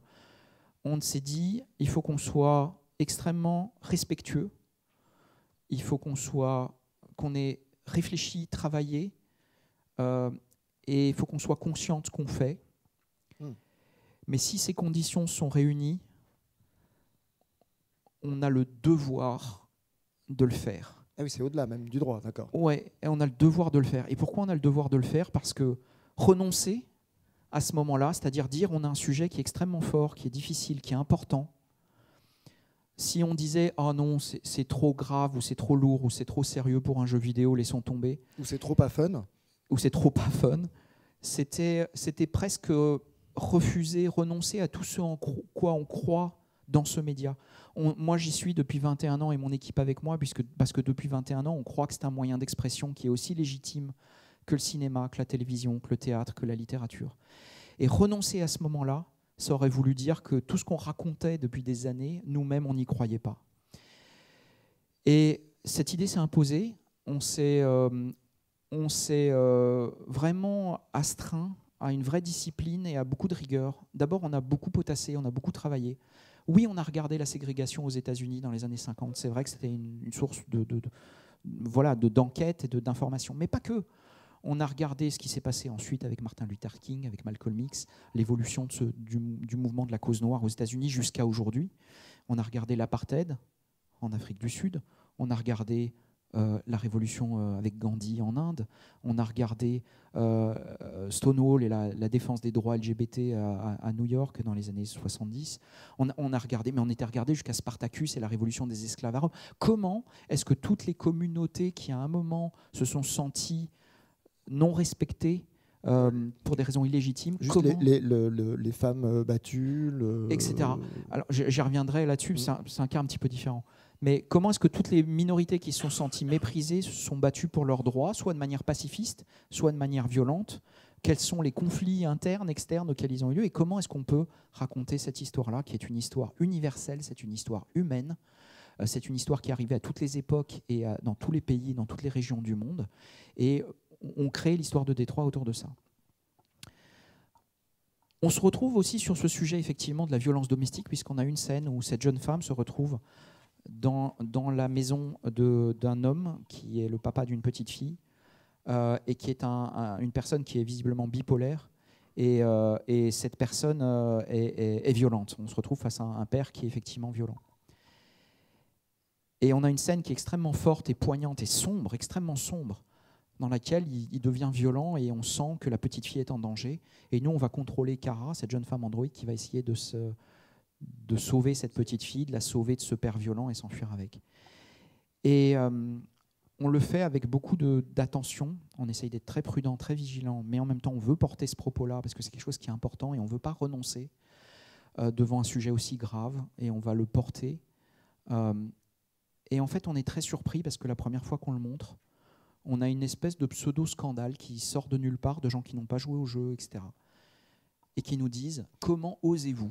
Oui, parce qu'il faut préciser qu'il y a une bande-annonce qui sort C'est ça. et on voit justement la violence sur cette bande-annonce. Alors, je tiens à dire qu'il n'y a pas de violence graphique. Il n'y a pas de violence graphique, c'est-à-dire qu'on n'est pas on voit pas le père en train de maltraiter qui que ce soit, il ne frappe personne. Il y a juste, cette scène est extrêmement pesante et on comprend ce qui va se passer. Et pourtant, je trouve qu'il y a beaucoup plus de violence justement là-dedans que c'est dans vrai. un. C'est vrai. Il y a une vraie violence. Cette scène est extrêmement déplaisante. Je suis très franc, elle est déplaisante. Mais ça fonctionne. C'est l'objectif. C'est l'idée, puisque c'est ce qui va lancer l'histoire de Cara et l'envie de sauver cette petite fille et toute son histoire, qui je crois, est vraiment touchante. Et il y a une espèce de pseudo-scandale qui sort, qui commence dans la presse tabloïde, voilà, qui commence à dire c'est un jeu vidéo où on contrôle le père violent et on va frapper la petite fille, et plus on l'aura frappé, plus on marquera de points. Et ça, sur 2 pages, plein pot, dans un tabloïd anglais. Et là, je me dis, mais c'est pas possible, vous êtes fous? Mais personne n'a joué à la scène. Si on connaît un peu nos jeux, évidemment que c'est pas ce qu'on fait. On ne contrôle pas le père, on contrôle au contraire. Et en fait, et voilà, et c'est parti. Et il y a une partie d'une certaine presse qui embraye en disant un jeu vidéo ne devrait pas parler de ça. Et ça va à l'encontre de tout ce en quoi on croit vraiment, mais je le dis avec passion et avec détermination, c'est vraiment des convictions intimes. Un jeu vidéo, il n'y a rien qui lui est interdit, c'est un moyen d'expression. Personne n'a le droit de dire « vous n'avez pas le droit de faire ça », voilà. Ça n'existe pas, c'est impossible, c'est interdit. De la même manière que de dire à un réalisateur de film ou un écrivain « n'écris pas sur ce sujet-là, tu n'as pas le droit de parler de ça ». Si, je suis écrivain, je suis artiste, mon boulot, c'est de créer ce en quoi je crois, ce que je ressens, ce que je vois de ce monde, et personne n'a le droit de me l'interdire. Et on passe cette phase-là, on passe ce scandale, le jeu sort, tout le monde voit très bien qu'évidemment, ça n'a rien à voir avec ce que ces gens décrivaient, le jeu, dans le commerce, tout le monde y a joué, c'est très bien de quoi je parle. Mais surtout, il se passe quelque chose qui est incroyable et qui me touche vraiment, c'est qu'on commence à avoir des témoignages de femmes battues, qui nous écrivent, qui vont sur les forums, qui postent des vidéos sur YouTube. Et c'est vraiment étonnant parce que, évidemment, on se dit, on est plein de doutes, on se dit, est-ce qu'on a bien fait, est-ce qu'on n'est pas allé trop loin, est-ce qu'on aurait dû ne pas parler de ça, je ne sais pas. Mais en fait, il y a un témoignage en particulier que j'ai à l'esprit d'une jeune femme qui vit avec un mari violent. Et elle a un petit garçon de 5 ans. Il est violent, il les maltraite tous les deux, mais elle est là. Et elle dit, c'est le genre de mec qui tape dans les portes et il reste des trous dans les portes. C'est quelqu'un qui a de la haine et de la violence, et elle est avec son petit garçon de 5 ans. Elle joue à Détroit, elle tombe sur cette scène avec Cara. Et elle a son mari qui vient, qui la regarde et qui voit Todd, ce père absolument haineux et détestable. Et ce mari est là et lui dit, je suis quand même pas comme ça, moi. Et à ce moment-là, elle raconte qu'elle a un déclic dans sa tête et qu'elle se dit, si, t'es exactement comme ça. Elle prend son petit garçon et elle quitte sa maison. Voilà, j'ai la chair de poule en parlant, c'est quelque chose qui, moi, m'a vraiment ému, et je voudrais dire, si on avait fait le jeu que pour cette personne, ça valait le coup de le faire. Et quelque part, les scandales dans les tabloïds et les gens qui disent les jeux vidéo aussi, ça ne devrait pas parler de ça, je m'en fous. Il y a des témoignages de femmes aujourd'hui qui disent une chose très simple, qui disent il faut parler de ces sujets-là, parce que quand on en parle, ça fait avancer cette cause aussi. Nous, jamais de la vie, on a pensé faire du fun, de l'adrénaline, gagner des points, tout ça c'est ridicule. On a essayé de le faire comme on a pu, avec sincérité, avec conviction, avec émotion, avec ce qu'on pensait être juste, surtout sans mentir et sans trahir, et avec respect pour les gens qui vivent des choses difficiles. Mais moi, je suis immensément fier de cette scène, Ok. On va en rester là, parce qu'en fait, ça fait 1h30. Excusez-moi, je suis très bavard. Donc, ils sont où, la Cité des Sciences, au Forum des Images, pardon. Faudra reprévoir une autre session, puisqu'on est à la moitié. Voilà. On est à la moitié de ce qu'on voulait faire. C'est ma faute, pardon. Non, c'est aussi la mienne. Je ne vous ai pas coupé, mais je pense que c'était intéressant, et je pense que tout le monde est content que vous ayez pu parler. Oui, il restait encore les acteurs, tout le côté réalisation, etc., etc. Si je peux juste dire un tout petit mot sur les acteurs, Oui. très vite. On a eu l'immense bonheur de tomber comme très souvent sur une équipe d'acteurs absolument incroyable. Je pense aux gens qui ont joué au jeu. Il y a un acteur qui s'appelle Brian Descartes. On a une fan de Brian Descartes dans la pièce. Qui a bien aimé Connor dans les gens qui ont joué? Voilà, c'est très bien. Donc c'est un jeune acteur qui s'appelle Brian Descartes, absolument extraordinaire. Et je vais vous raconter une petite histoire, très vite, courte alors. Très vite. Comment on a casté Brian Descartes? Mais on reviendra. Et en fait, très simplement, je vais vous dire la vérité, c'est pas moi qui l'ai casté, ce sont mes enfants. Et je vous jure que c'est vrai. C'est en fait, on caste des acteurs et j'ai 3 vidéos de 3 acteurs différents et j'hésite. Honnêtement, j'hésite. Les 3 sont bien. Et Brian est un d'eux. Et je montre la vidéo sur mon iPad à mes 2 enfants et je lui dis lequel vous préférez, lequel vous trouveriez serait un Android super intéressant. Et les 2 immédiatement me pointent Brian en me disant évidemment. Et je ne peux pas vous dire à quel point ils ont eu raison parce que Brian était un acteur absolument extraordinaire et c'était un fantastique plaisir de travailler avec lui. C'est non seulement un acteur extraordinaire, mais c'est une personne extraordinaire et je peux vous dire c'est quelque chose qui est rare de trouver les 2 dans la même personne. Et on a eu l'immense bonheur aussi de travailler avec une jeune femme qui s'appelle Valorie Curie, qui joue le rôle de Kara, qui est une actrice absolument extraordinaire, quelqu'un d'extrêmement touchant, incroyablement professionnelle, talentueuse, voilà, qui est quelqu'un qui nous a fait pleurer sur le plateau. Je peux vous dire, en 20 ans, ça n'est jamais arrivé. C'est arrivé avec Valorie et la petite Alice. On a eu quelques scènes, notamment à la fin, ceux qui ont joué les scènes de camp. Je peux vous dire, sur le plateau, on n'était pas fiers, quoi. C'était vraiment, j'avais tout le monde qui était en larmes. C'était un peu compliqué de continuer à tourner. Mais voilà, immense bonheur. Et évidemment, Jesse Williams, qui joue le rôle de Marcus, qui a été absolument extraordinaire aussi. Voilà, j'ai fini ma petite parenthèse. Mais on reviendra parler des acteurs parce qu'il faut donner la parole au public. J'avais bien compris. Donc on reviendra parler des acteurs. Je ne sais pas comment ça se passe pour le public. On leur jette le micro d'ici. Il y a un micro là-bas. Il y a 2 micros, c'est merveilleux. Donc vous levez la main et on va vous caster pour savoir qui a les meilleures questions. Juste ici, bonsoir. Bonsoir. Vous parlez beaucoup de cinéma et je dois vous dire que je suis un grand passionné de cinéma et que je suis venu aux jeux vidéo notamment grâce à vous pour Heavy Rain il y a quelques années. Donc merci. Merci à vous. Et justement, vous dites beaucoup que le cinéma vous a beaucoup aidé dans le jeu vidéo. Est-ce que vous avez aidé le cinéma? Est-ce qu'on est venu vous chercher pour réaliser des films? Est-ce que... Oui, c'est arrivé. La chose évidente, c'est faire le film de Heavy Rain, faire le film de nos jeux, c'est quelque chose qui se produit. Voilà. Pour l'instant, j'ai pas eu l'envie de faire ça, pour être franc. Pour 2 raisons. La première raison, c'est que quand on passe 4 ans de sa vie sur un jeu comme Heavy Rain ou comme Détroit, c'est parfois difficile de se dire je vais repartir pour raconter la même histoire sous un autre média. Et souvent, je me suis dit, je ne suis pas la bonne personne pour faire ça. Pour moi, le livre, il est refermé. La page Heavy Rain correspond à un moment de ma vie. C'est terminé. J'ai besoin, physiquement et mentalement, de passer à autre chose. Je n'ai pas envie de prolonger forcément l'expérience. Et puis, il y a une deuxième raison, et là aussi, je suis très sincère. Il y a tellement de talent dans le cinéma que j'ai beaucoup de mal à me dire j'ai quelque chose à y faire, quelque part. Voilà, moi je suis un tout petit artisan, je fais mes toutes petites choses dans mon coin et j'essaye de le faire avec sincérité et passion.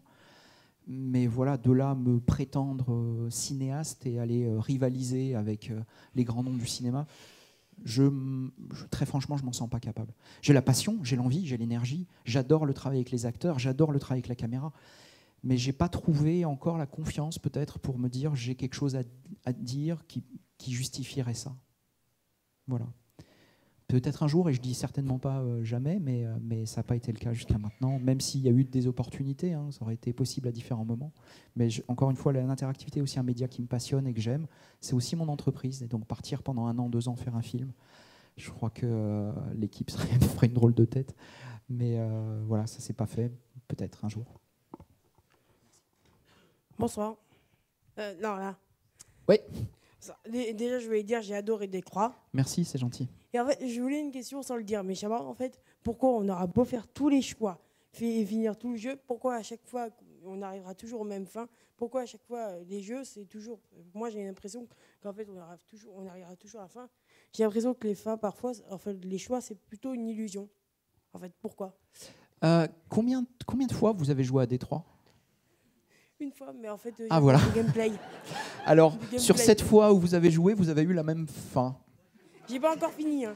Non, pardon, excusez-moi. Mais en fait, ce qui se passe, c'est qu'il faut vraiment rejouer à Détroit. Je vous y encourage vraiment. Et vous avez vu qu'il y a ces arborescences qu'on montre à chaque fois. Mais vous pouvez aussi aller regarder sur Internet à quel point il vaut mieux reprendre. Mais vous pouvez reprendre l'histoire n'importe où. Vous n'êtes pas obligé de rejouer du début. Prenez-la à un moment et faites d'autres choix. Et vous allez voir à quel point l'histoire change. Et pour le coup, c'est pas comme beaucoup de jeux où on va retomber un peu sur les mêmes choses.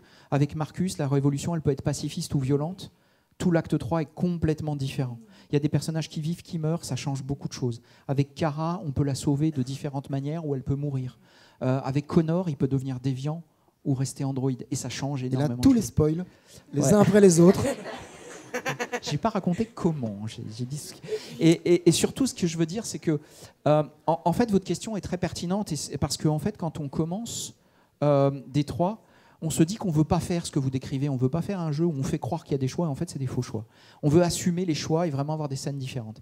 Et à ce moment-là, on se dit, oui, mais on va faire des scènes pour peut-être 10% des gens. Il y a peut-être 10% des gens qui vont voir cette scène et faire ce choix-là.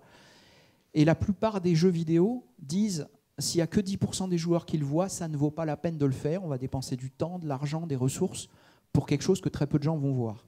Nous, sur Détroit, on assume le choix inverse. On dit, oui, il n'y a peut-être que 10% des joueurs qui vont faire ce choix, et on le voit, hein, on le sait, en temps réel, on le voit aujourd'hui. Il y a effectivement des branches qui ont été prises par 10% des joueurs. Mais ça fait partie de l'expérience de jeu. Parce que les joueurs, ils vont en parler à leurs amis, comparer leurs histoires. Et il y en a un qui va dire, ah bah t'as vu la scène où il se passe ci, il se passe ça. Ah bah non, bah, comment t'es arrivé là? Moi j'ai eu ci et ça.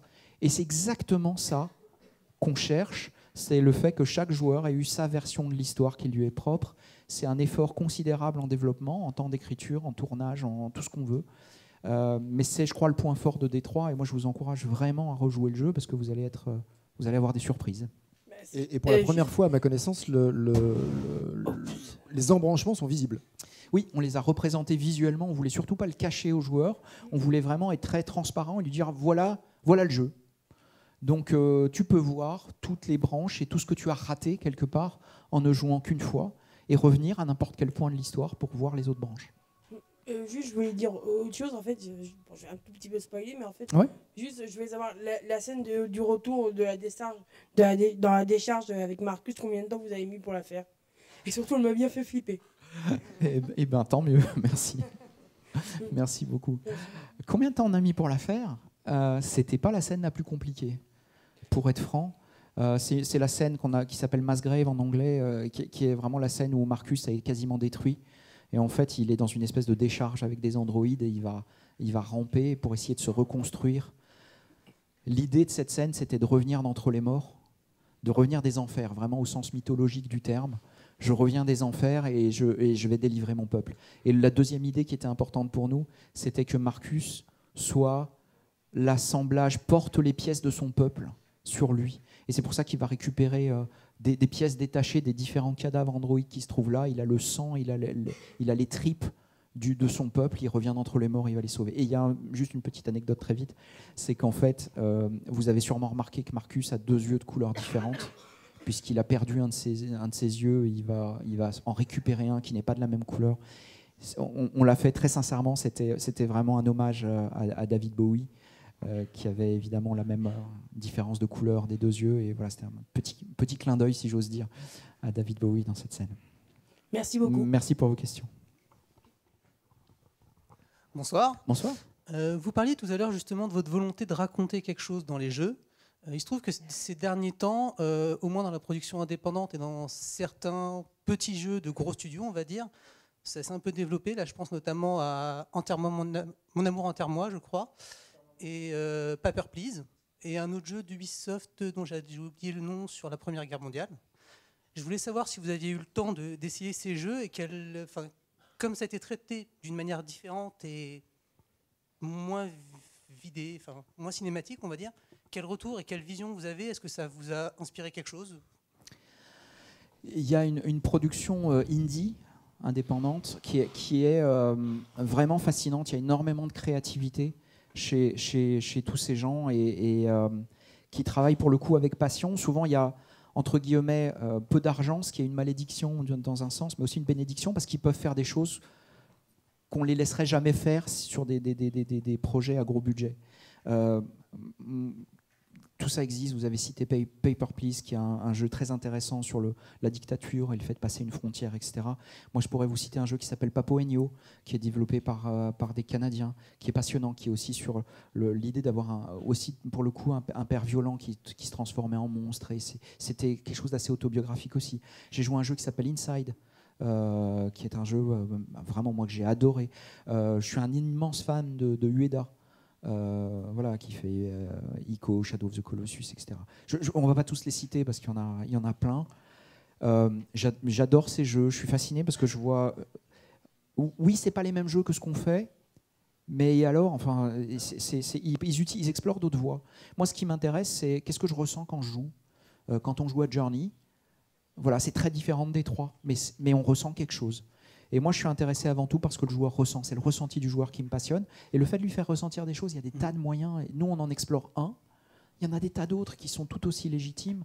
Et moi, qui m'impressionne à chaque fois. Donc, mon seul regret, c'est que ce soit des jeux le plus souvent uniquement indie, c'est-à-dire avec très peu de moyens, très peu de budget, très peu de temps. Et nous, on se sent dans une situation absolument incroyable parce qu'on a eu le luxe d'avoir les moyens d'un projet AAA, une équipe, du temps. On était 200 sur Détroit pendant 4 ans. C'est un vrai dev AAA. Et quand même d'avoir un concept qui est un peu indie, ça ressemble à rien qui existe. Et voilà, ça c'est un immense luxe et c'est très rare. Mais du coup, cette créativité qui naît des contraintes, c'est ce qui arrive assez souvent au final, oui. Est-ce qu'elle vous inspire d'une certaine manière? Est-ce que vous donne peut-être envie de faire des plus petits jeux à côté? Est-ce qu'elle vous apporte des nouvelles mécaniques de gameplay pour un futur jeu? On s'inspire tous les uns des autres, on regarde tous tout ce qui sort. Oui, bien sûr que ça inspire, évidemment que ça inspire. C'est vrai que moi, mon inspiration, je la cherche. Aujourd'hui, j'ai tendance à la chercher plus dans la vie de tous les jours, dans ce que je ressens, dans ce que je vois autour de moi, que dans le dernier jeu qui est sorti. Mais oui, on regarde évidemment, mon équipe regarde, je regarde, et c'est un travail qui est commun, et c'est passionnant. Je reste un peu inquiet sur l'avenir de cette industrie indie, parce qu'il y a beaucoup de gens qui souffrent, il y a beaucoup de studios qui ferment et des projets qui s'arrêtent. Je trouve ça immensément triste pour ces studios, mais aussi pour l'intégralité de l'industrie, parce que je pense qu'on y perd tous quelque chose. Toute l'industrie perd cette créativité, cette inspiration, cette folie qui est plus difficile à avoir quand on sort un jeu tous les ans à Noël. Voilà, il n'y a pas la folie qu'on va trouver dans un jeu indé. Donc je pense qu'il est important qu'on fasse attention et que notamment les gros éditeurs gardent cette idée-là. Une question, il reste. Bonsoir. Voilà. Oui. Ça c'est fait. Bonsoir. Alors je ne sais pas si vous avez vu, mais il y a de plus en plus de fictions qui deviennent interactives. Il y a notamment Netflix qui annonçait un épisode de Black Mirror qui aurait des choix à la fin de l'épisode. Donc je voulais savoir votre point de vue sur le sujet, si vous pensez que c'est pertinent et si ça a vraiment un futur. C'est une question très intéressante. Moi, ce que je vois, c'est qu'on vit une époque où les gens ont de plus en plus envie d'être actifs. Il y a eu une époque où on voulait être passif, s'asseoir dans un fauteuil et regarder, et ça existe encore, et le cinéma reste une expérience extraordinaire, et ça ne disparaîtra pas, heureusement. Mais on voit aussi arriver une époque où les gens ont envie de faire quelque chose, ils ont envie d'agir, et on le voit à travers différentes choses. Moi, j'étais très frappé par une pièce de théâtre immersif que j'étais voir à New York, à Broadway, qui s'appelle Sleep No More. Et c'était incroyable parce que c'est une pièce interactive, c'est-à-dire on est dans un immeuble, on se balade, les acteurs jouent leur rôle sous nos yeux, mais il n'y a pas de scène. Je ne suis pas passif, on ne me force pas à m'asseoir, je suis debout et je me balade dans ce qui est un hôtel des années 30 et je vais passer de pièce en pièce et assister à différentes choses. Et je suis actif et quelque part l'histoire que j'ai, c'est moi qui me la raconte parce qu'elle dépend de combien de temps j'ai voulu passer ici, qui est-ce que j'ai suivi, etc. On voit aujourd'hui des expériences comme ce qu'on appelle la location-based VR. J'ai eu la chance de tester une expérience basée sur Star Wars, de VR physique. Donc on se déplace physiquement dans une pièce, dans un hangar, on a des lunettes VR, on a un backpack et on est un Stormtrooper dans une base de Star Wars. Et physiquement, on y est. Et donc on va choper un flingue, on va tirer au rayon laser sur les soldats qui débarquent, on va ouvrir des portes, on va passer sur des plateformes au-dessus de la lave, etc. Physiquement, on le fait. Donc ça, c'est aussi une nouvelle forme de narration. Il y a des romans interactifs qui existent aujourd'hui. Il y en a très peu, mais on lit un roman et en fait, il y a un méta-roman autour où il faut enquêter dans la vie, essayer de relier les pièces, etc. La narration, dans le jeu vidéo, on la défend depuis 20 ans. Et comme vous le citiez à propos, il y a effectivement des expériences interactives télé qui arrivent. Il y a eu HBO avec Soderbergh aussi, je crois, qui a fait une série télé. Il y a cette expérience avec Black Mirror. Il y en aura d'autres. Je vous promets qu'il y en aura d'autres. Parce que je pense que les gens ont envie d'être de plus en plus l'acteur de leurs histoires aussi. Et comment est-ce qu'on va faire, nous créateurs, pour vous donner l'occasion d'être le héros de votre propre histoire? C'est un défi qui est passionnant, passionnant. Si vous êtes scénariste, réalisateur aujourd'hui, on peut être passionné par le cinéma et se dire comment je vais raconter des films à des spectateurs passifs, mais il y a une autre manière de réfléchir qui va être de dire comment je fais pour raconter des films dont vous êtes le héros. Et c'est une autre forme d'écriture et une autre forme de réalisation. Et on va s'arrêter là. On avait aussi prévu de parler de réalité virtuelle, etc. mais revenez la prochaine fois. Je suis désolé, il y a une autre séance après, donc il va falloir qu'on libère la salle. C'est ça, on fait signe que oui, et il faut sortir par là. Michael, si tu veux, viens préciser plutôt comment ça va se passer, parce que là, après, je ne suis pas spécialiste. On essaiera de faire une deuxième masterclass si David Cage accepte pour la suite un peu plus tard. Et il y a une dédicace qui se passe juste à la sortie dans le grand foyer là. On pourra vous indiquer. Et merci à tous. Et merci Emmanuel.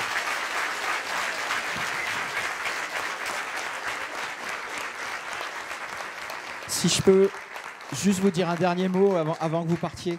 Je voudrais d'abord dire un immense merci à vous qui êtes là, qui avez pris de votre temps pour venir écouter les bêtises que j'ai à raconter. Je voudrais aussi remercier tous les gens qui ont joué à Détroit. 1000 fois merci à vous, c'est grâce à vous si on existe encore et si on peut encore faire ce type de jeu-là. Vous êtes la raison pour laquelle on fait ces jeux-là, donc merci et 1000 fois merci.